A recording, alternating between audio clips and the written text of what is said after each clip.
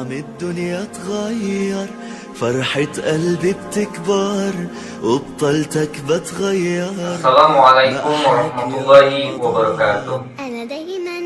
Alhamdulillah, alhamdulillahirabbil alamin, wa bihi nasta'in ala umuri dunya waddin.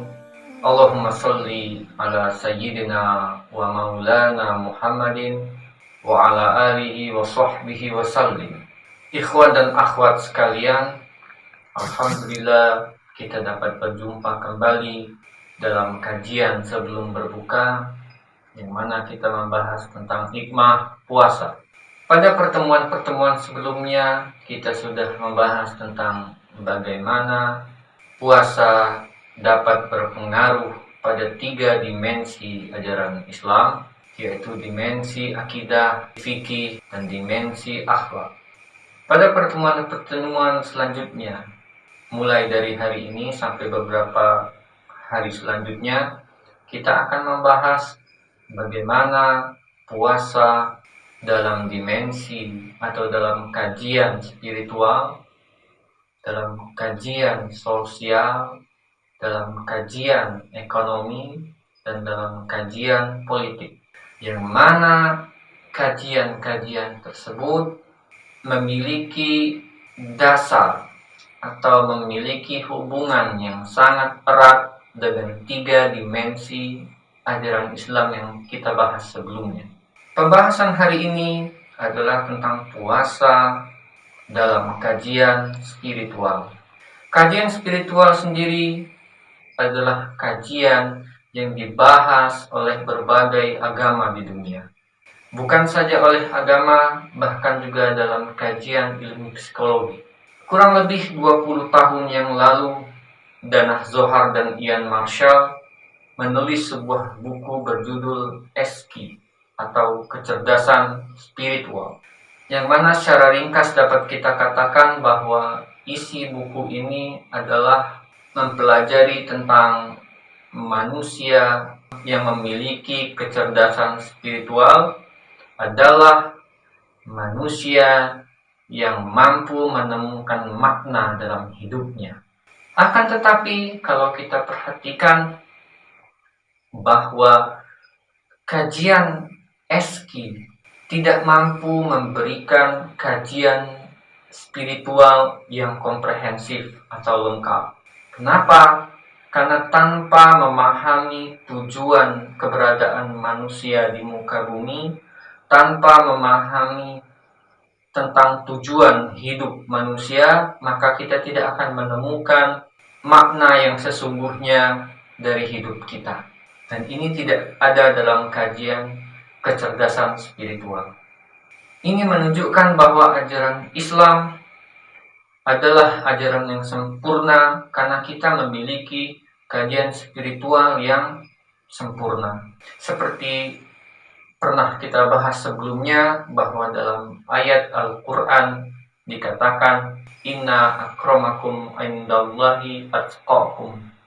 Surat Al-Hujurat ayat 13, yang maknanya sesungguhnya yang paling mulia di sisi Allah adalah yang paling bertakwa di antara kalian. Takwa dalam hal ini adalah puncak spiritualitas seseorang, yang mana tidak akan kita temukan kecuali sudah melewati 3 dimensi dari ajaran Islam, yaitu dimensi akidah, dimensi fikih, dan dimensi akhlak. Yang mana dalam dimensi akidah kita berusaha untuk sampai kembali kepada fitrah kita, yaitu fitrah untuk menemukan Allah Subhanahu wa Ta'ala. Dan juga dalam kajian fikih, dalam dimensi fikih, kita belajar bagaimana cara hidup. Dan dalam kajian akhlak, kita berusaha mengembangkan dimensi ruhani dari manusia yang kita miliki. Ketika kita sudah mampu mengoptimalkan 3 dimensi ini, maka kita akan sampai kepada apa yang disebut sebagai takwa. Puasa seperti yang disebutkan dalam Al-Quran, bertujuan untuk menjadikan seseorang menjadi bertakwa.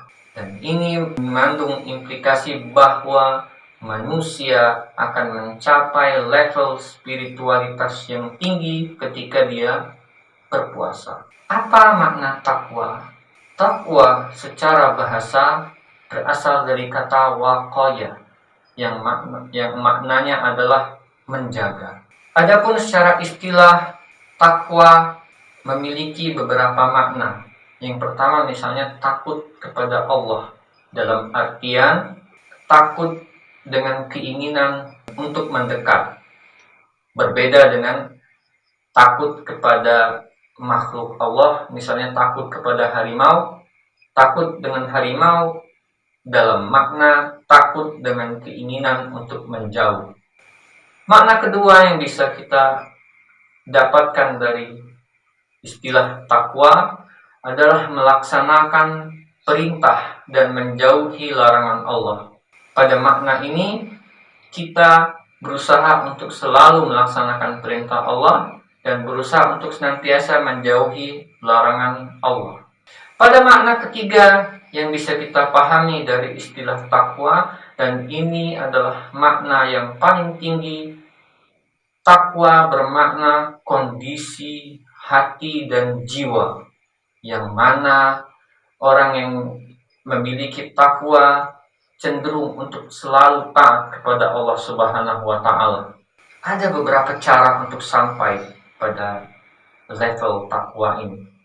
Bisa kita sebutkan beberapa hal tersebut, misalnya menjaga diri kita sebagaimana makna dari takwa secara bahasa. Kemudian kita berusaha untuk membedakan hak dan batil, yang mana yang benar dan yang mana dan yang salah. Kemudian yang ketiga, kita berusaha untuk selalu bersabar. Yang keempat, kita selalu bersikap toleran terhadap berbagai macam perbedaan atau ikhtilaf. Yang keempat, menjauhi dosa dan larangan Allah Subhanahu wa Ta'ala. Yang kelima, mengingat Allah Subhanahu wa Ta'ala. Yang keenam, berusaha untuk tidak pernah mempermainkan orang lain atau mengolok-olok orang lain. Hal yang dewasa ini sering dilakukan oleh berbagai kalangan di dunia sebagai bullying. Kemudian kita berusaha untuk menjaga hak orang lain. Dan selanjutnya menjaga akhlak kita. Dan yang paling penting dari jalan untuk mencapai takwa ini adalah kita memiliki iman kepada Allah Subhanahu wa Ta'ala. Karena kita tidak akan sampai pada level takwa tanpa iman terlebih dahulu. Ikhwan dan akhwat sekalian, kita melihat bahwa orang yang mencapai level spiritual ini adalah orang yang jiwanya sudah menjadi tenang. Ini ditujukan oleh Al-Quran, surat Al-Fajr ayat 27-28. A'udzubillahi minasyaitonirrajim. Bismillahirrahmanirrahim. Ya ayyatuhan nafsul mutmainnah, irji'i ila rabbiki radiyatan mardiyah. Ayat ini menjelaskan bahwa ada orang yang mencapai level jiwa yang tenang, yang mana orang ini sudah mencapai level spiritualitas yang tinggi, yang bisa membawanya menjadi ridho dan diridhoi oleh Allah Subhanahu wa Ta'ala. Ikhwan dan akhwat sekalian, puasa mampu membawa kita pada level spiritualitas yang tinggi selama kita mampu menjaga puasa dalam 3 dimensi ajaran Islam. Dimensi akidah, dimensi fikih, dan dimensi akhlak. Apa yang disebut orang sebagai tarekat, tasawuf, ataupun irfan, sebetulnya adalah kita menjaga diri kita dalam 3 dimensi ini. Itu saja mungkin untuk pertemuan kali ini. Marilah kita menutup pertemuan ini dan kita menyongsong waktu berbuka puasa dengan membaca doa berbuka puasa. Bismillahirrahmanirrahim. Allahumma laka sumtu wa bika amantu wa ala rizqika aftartu birahmatika ya arhamar rahimin. Wassalamualaikum warahmatullahi wabarakatuh.